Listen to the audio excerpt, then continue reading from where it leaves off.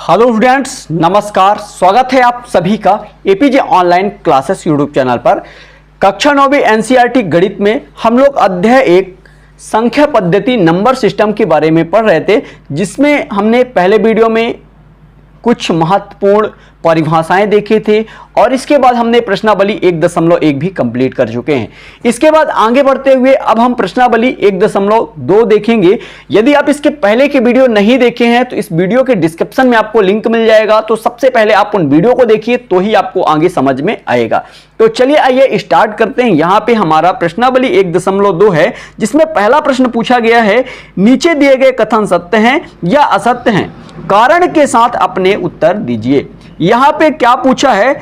Number पहला, प्रत्येक अपरिमेय संख्या एक वास्तविक संख्या होती है। तो यहां पे जो परिमेय वास्तविक संख्या है वो परिमेय संख्या और अपरिमेय संख्याओं से तो ही मिलकर बना होता है। तो यहां पे प्रत्येक अपरिमेय संख्या एक वास्तविक संख्या होगा, ये बिल्कुल सत्य है, क्योंकि वास्तविक संख्याओं के अंदर ही अपरिमेय संख्या और परिमेय संख्या दोनों आता है। ठीक है, तो यह कथन बिल्कुल सत्य है। चलिए आइए इसका आंसर आपको किस तरह से लिखना है। यहां पे आपको आंसर लिखना है सत्य है। इसका कारण भी आपको बताना है, क्योंकि वास्तविक संख्या के अंदर अपरिमेय संख्या आती है और वास्तविक संख्या बराबर होता है परिमेय संख्या प्लस अपरिमेय संख्या। आपको इस तरह से आंसर लिखना है। ठीक है, यदि यहां पे यह भी पूछा होता कि प्रत्येक परिमेय संख्या एक वास्तविक संख्या होती है तो भी वो सत्य होता। ठीक है, यह आपको पहला नंबर समझ में आ गया होगा। आइए बढ़ते हैं दूसरे नंबर क्वेश्चन की ओर।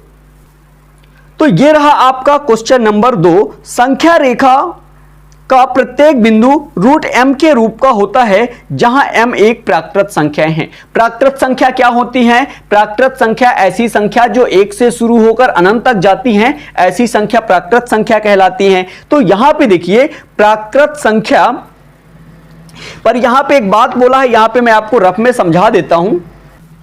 तो यहां पे देखिए ये हमारे पास एक संख्या रेखा है। ठीक है, संख्या रेखा पर क्या होता है? यहां पे 0 होगा, यहां पे इस साइड धनात्मक संख्याएं होंगी 1 2 3 4। ठीक है, ये सभी क्या है? इधर की संख्याएं, ये प्राकृत संख्याएं हैं। और इस साइड देखिए यहां पे -1 होगा, -2 होगा, -3 होगा। संख्या रेखा पर यहां पे जैसा कि √2 हो सकता है और इस साइड क्या हो सकता है? -√2 हो सकता है। ठीक है, यहां पे देखिए, तो ये देखिए आप ये नहीं कह सकते कि संख्या रेखा पर प्रत्येक बिंदु √m के रूप का होगा। माइनस ऐसा भी हो सकता है, -√m के रूप का भी हो सकता है और √m के रूप का भी हो सकता है। तो यहां पे ये बिल्कुल असत्य है। ठीक है, चलिए ये आपको समझ में आ गया होगा। केवल ये √m के रूप का नहीं होगा, ये √-m के रूप का भी हो सकता है।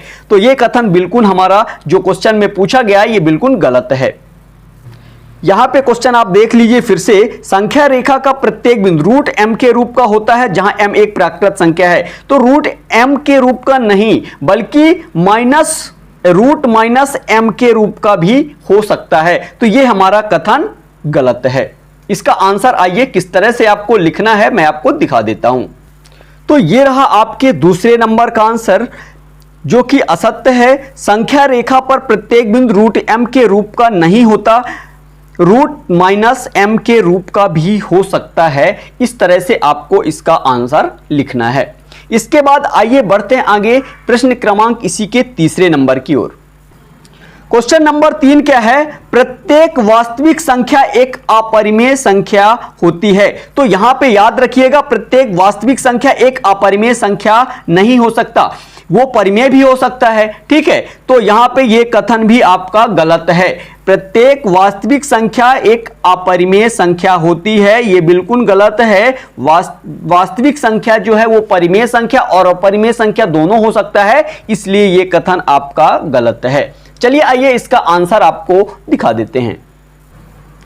तो ये आपका जो क्वेश्चन तीसरा था ये असत्य है। वास्तविक संख्या में परिमेय संख्या भी आती है, इसलिए ये प्रत्येक वास्तविक संख्या एक अपरिमेय संख्या होती है, ये बिल्कुल गलत है। वो परिमेय संख्या भी हो सकता है। ठीक है, तो इस तरह से ये आपका प्रश्नावली 1.2 का क्वेश्चन नंबर 1 कंप्लीट होता है। इसके बाद आइए बढ़ते हैं आगे क्वेश्चन नंबर 2 की ओर। यहां पे प्रश्न क्रमांक 2 है, क्या सभी धनात्मक पूर्णांकों के वर्गमूल अपरिमेय होते हैं? यदि नहीं तो एक ऐसी संख्या के वर्गमूल का उदाहरण दीजिए जो एक परिमेय है। यहां पे देखिए धनात्मक संख्या, यहां पे देखिए जैसे कि √2 क्या है? एक अपरिमेय संख्या है, ठीक है। यहां पे √3 क्या है? एक अपरिमेय संख्या है। यहां पे देखिए √4 क्या है? ये तो अपरिमेय संख्या के रूप में लिखा गया, लेकिन 4 का वर्गमूल क्या होता है? 2, और 2 के बटे में हम 1 लिख सकते हैं, इसलिए ये क्या हुआ? ये परिमेय संख्या हुआ। तो 4 √4 जो है ये अपरिमेय संख्या नहीं कहलाएगा, ये क्या कहलाएगा? √4 जो है वो परिमेय संख्या कहलाएगा, क्योंकि √4 का वर्गमूल जो होता है वो 2 होता है। इस तरह से अगर हम बात करें √1 का वर्गमूल जो होता है वो भी 1 होता है। जैसे अगर मैं बात करूं √9 का वर्गमूल क्या होता है? तो यहां पे √9 का वर्गमूल जो होता है वो 3 होता है। तो यहां पे क्वेश्चन क्या पूछा है, क्या सभी धनात्मक पूर्णांकों के वर्गमूल अपरिमेय होते हैं? तो ऐसा बिल्कुल नहीं है, सभी धनात्मक पूर्णांकों के वर्गमूल अपरिमेय नहीं हो सकते, ठीक है। तो ऐसी संख्या के आपको वर्गमूल के उदाहरण दीजिए जो एक परिमेय है। तो चलिए आइए मैं आपको इसका आंसर भी दिखा देता हूं।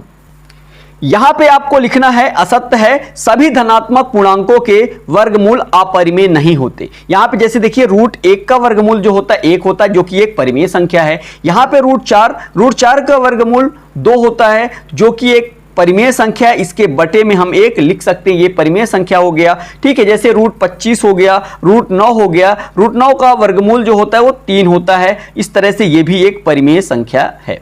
इस तरह से आपको लिखना है इसका आंसर। इसके बाद आइए हम बढ़ते हैं आगे प्रश्न क्रमांक 3 की ओर। यहां पे प्रश्न क्रमांक 3 है, दिखाइए कि संख्या रेखा पर √5 को किस प्रकार निरूपित किया जा सकता है। चलिए आइए इसे हम समझ लेते हैं। तो यहां पे आप देखिए सबसे पहले आपको इस तरह से संख्या रेखा बना लेना है। यहां पे बीच सेंटर में आपको 0 देना है, और इस साइड पे धनात्मक संख्याएं रहेंगी और लेफ्ट साइड पे ऋणात्मक संख्याएं रहेंगी। अब चलिए आइए हमें यहां पे मैं बता दूं √5 को संख्या रेखा पर दर्शाना है, तो हम ये √5 को कुछ ऐसा लिख सकते हैं कि 2 का स्क्वायर प्लस 1 का स्क्वायर। समझ में आ गया? 2 का स्क्वायर क्या होता है? तो आप कहेंगे 2 का स्क्वायर 4 होता है और 1 का स्क्वायर 1 होता है, और इस तरह से ये क्या बन जाएगा? 4 1 5 बन जाएगा, ठीक है। ये आपको समझ में आ गया होगा। तो यहां पे देखिए सबसे पहले हम स्केल की सहायता से यहां पे 2 सेंटीमीटर ले लेते हैं। कितना? यहां पे 2 सेंटीमीटर, ये इतना, ठीक है। आपको यहां से यहां तक का जो डिस्टेंस है वो 2 सेंटीमीटर है। समझ में आ गया?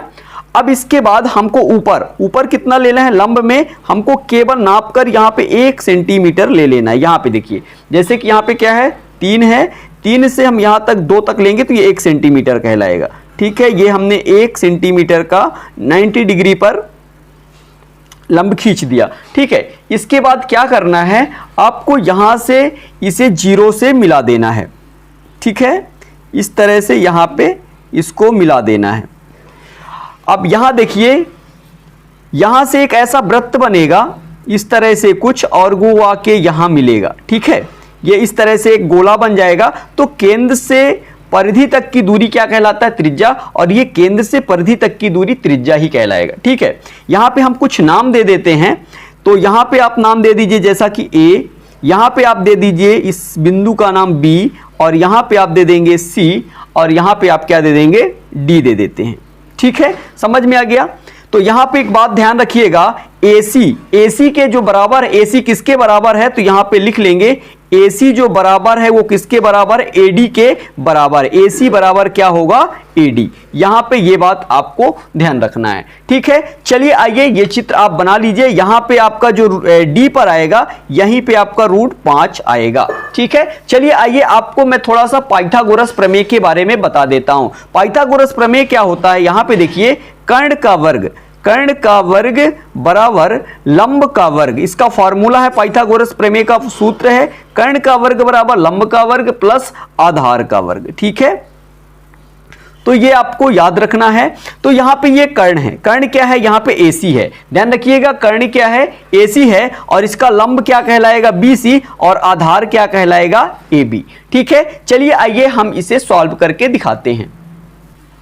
तो यहां पे देखिए आपका ये जो कर्ण का वर्ग बराबर लंब का वर्ग प्लस आधार का वर्ग, ये आपको फॉर्मूला लिखना है। हमने लंब कितना लिया था, तो लंब कितना 1 सेंटीमीटर लिया था, तो यहां पे 1 सेंटीमीटर रख देंगे। कर्ण क्या है हमारे पास, AC है, तो यहां पे AC लिख देंगे। ठीक है, स्क्वायर लगा है तो स्क्वायर लगाएंगे, और इसके बाद आधार कितना लिया था हमने 2 सेंटीमीटर, तो यहां पे 2 लिखेंगे, वर्ग लगा है तो वर्ग लगा देंगे। यहां पे देखिए AC का वर्ग बराबर 1 का वर्ग क्या होता है, 1 होता है, 2 का वर्ग कितना होता है, 4 होता है, और इसके बाद देखिए 4 और 1 जुड़ के क्या बन जाएंगे, 5, और AC स्क्वायर लगा है, स्क्वायर इधर से हटेगा तो यहां पे क्या लग जाएगा, रूट लग जाएगा, तो AC बराबर हमारे पास कितना आ गया, √5, तो यहां पे हम क्या लिख देते हैं, √5। ठीक है, AC किसके बराबर है, तो यहां पे AD के बराबर है। ठीक है, तो यहां पे AC बराबर यदि √5 है तो AD बराबर कितना होगा, √5, यहां पे लिखा हुआ, ध्यान से देख लीजिए, ये लिखा हुआ है √5। ठीक है, तो ये आपका यहां पे आएगा क्या,